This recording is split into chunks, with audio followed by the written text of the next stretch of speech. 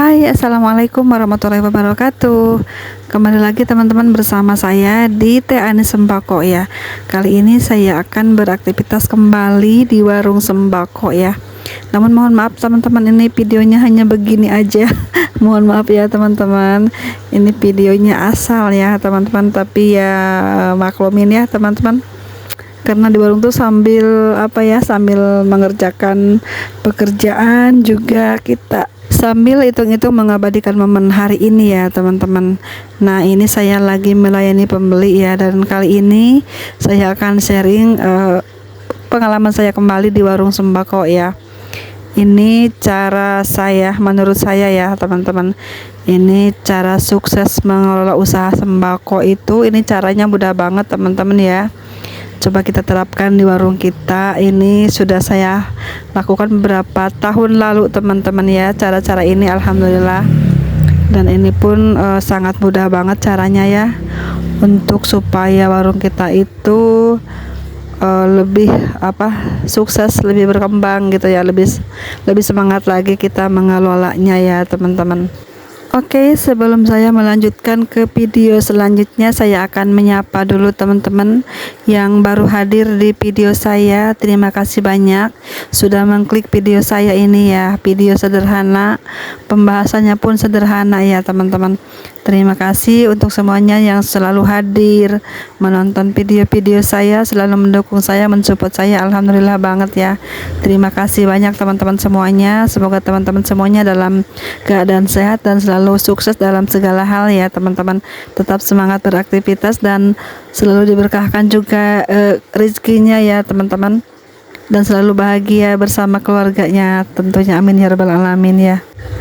Untuk yang pertama, cara sukses mengelola usaha warung sembako itu adalah dengan cara kita berbelanja teman-teman ya. Kita berbelanja harus benar-benar saling membantu ya teman-teman. Saling membantu itu berarti kita harus benar-benar jujur ya teman-teman. Jika kita dipercayai sama orang, jangan sampai kita mengkhianatinya teman-teman ya.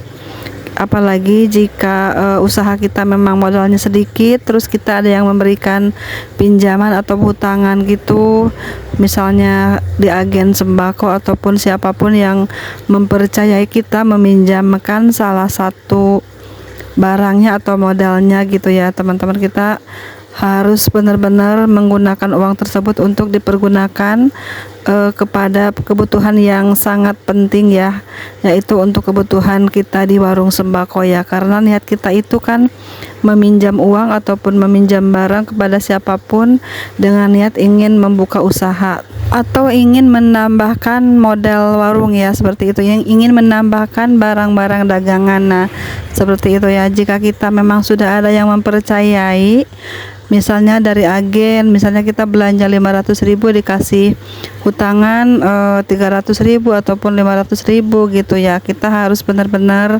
bisa dipercaya sama agen tersebut ya. Jangan sampai kita mengecewakan, supaya usaha kita pun lancar ya teman-teman.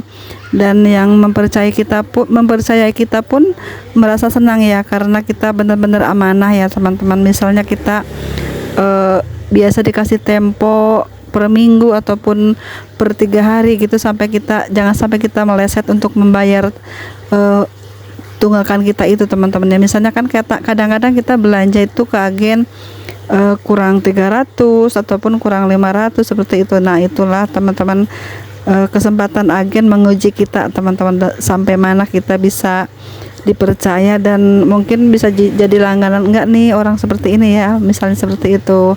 Dan kadang-kadang kita pun yang diberikan hutangan itu kadang suka ini ya teman-teman, udah dapat barangnya tuh kayaknya biasa aja gitu, tapi kita belum dapat barangnya tuh kayak menggebu-gebu banget ya, merasa ingin diperlukan, ingin diberikan seperti itu ya. Tapi setelah kita diberikan kepercayaan itu kadang-kadang kita sedikit mengabaikan gitu ya teman-teman. Seperti itu tidak boleh banget ya dalam usaha dagang. Kita harus saling menguntungkan, saling mempercayai ya. Jangan sampai kita mengecewakan orang lain. Misalnya kita diberikan hutangan dalam tempo 3 hari atau seminggu. Nah, jika kita membayar tunggakan itu sebelum jatuh tempo, agen tersebut akan merasa senang, teman-teman ya, akan merasa senang banget nih ya, langganan satu ini top banget deh gitu, jempol ya. Kemarin tuh dikasih pinjaman sekian ratus ribu, sekarang belum waktunya habis, belum jatuh tempo sudah dibayar lunas. Mungkin agennya pun lebih semangat lagi memberikan kita lebih besar lagi hutangan gitu ya teman-teman. Nah ini ya teman-teman, yang poin pertama itu jangan sampai menunda-nunda membayar hutang ya. Ini sangat penting banget untuk kita pengusaha yang berdagang gitu ya. Ini wajib kita bayar hutang itu ya, apalagi jika memang uangnya ada terus di kita ya, dan tidak pernah kosong uangnya. Ngapain nunggu-nunggu waktu lama ya, nanti belum tentu kita dapat uang lagi pas untuk bayarnya ya. Mumpung ada uang, tidak ada salahnya teman-teman kita menyegerakan bayar hutang gitu ya. Itu akan menjadi salah satu jalan kemudahan untuk kita ke depannya. Membayar lebih cepat hutang itu kan lebih baik teman-teman, seperti itu ya. Ya, ini yang kedua, rahasia sukses mengelola usaha warung sembako itu adalah menurut saya kejujuran ya. Kejujuran kepada siapapun ya yang bersangkutan dengan kita, dengan usaha kita juga teman-teman ya. Kejujuran kepada para pelanggan, kejujuran kepada agen-agen langganan, seperti itu ya. Contohnya kejujuran kepada para pelanggan itu dengan kita memberikan barang-barang yang terbaik ya. Misalnya dari timbangan kita harus pas, misalnya setengah kilo ya setengah kilo, ataupun lebih sedikit nggak apa-apa. Jikapun kurang, kita harus bilang ke pelanggannya, ini terus terang aja kurang, timbangannya kurang sedikit ya, seperti itu ya.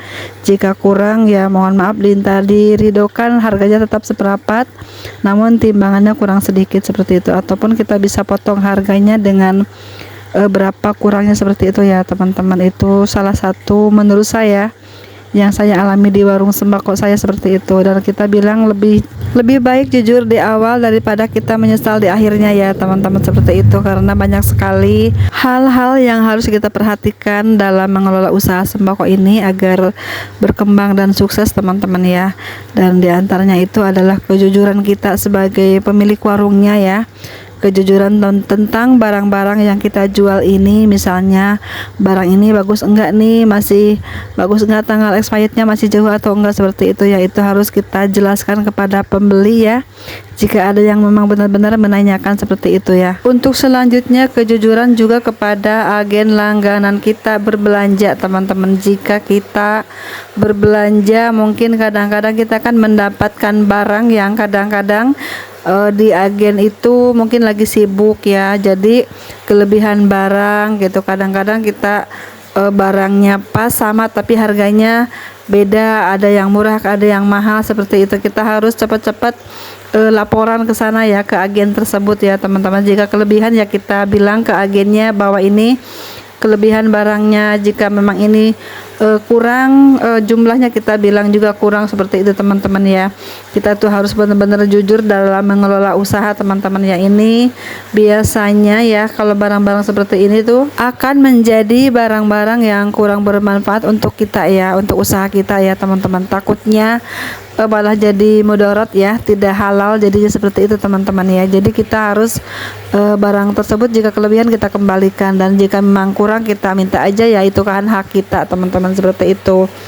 Dan memang konfirmasi tentang apapun kepada agen langganan itu pasti diterima ya, pasti ditanggapi ya gitu. Jadi jangan takut-takut untuk apapun keluhan kita sampaikan ya, entah itu kita telepon ataupun kita WA ataupun kita berkunjung langsung ke agennya tersebut ya teman-teman, biar kita sama-sama enak ya. Jadi jangan sungkan untuk kita melakukan kejujuran ya teman-teman. Untuk selanjutnya yang harus kita perhatikan dalam mengelola usaha sembako itu agar sukses dan berkembang, yaitu dengan cara kita telaten ataupun rajin gitu ya, rajin dalam mengelola usaha ini teman-teman ya.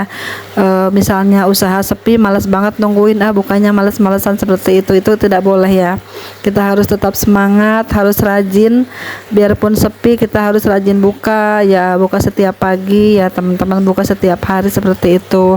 Apalagi jika memang kita masih merintis usahanya, masih di awal-awal gitu teman-teman ya, kita harus benar-benar banget ya membuka warung sembako itu secara rutin ya teman-teman, secara terjadwal ya. Misalnya bukanya lebih pagi lagi, dan kita siang pun jangan ditinggal-tinggal ya, tetap standby di warung seperti itu. Dan kita pun harus menjaga warung itu dengan serius ya teman-teman, jangan sambil main-main ya, jangan sambil ditinggal ke sana, ditinggal ke sini seperti itu ya. Kita harus stay di warung teman-teman ya. Misalnya kita aja ya, kita berbelanja ke salah satu warung ya, misalnya kita mau beli sabun ya, terus orang warungnya itu masih di dalam rumah aja ya, masih jauh gitu, nggak di warung-warung teman-teman.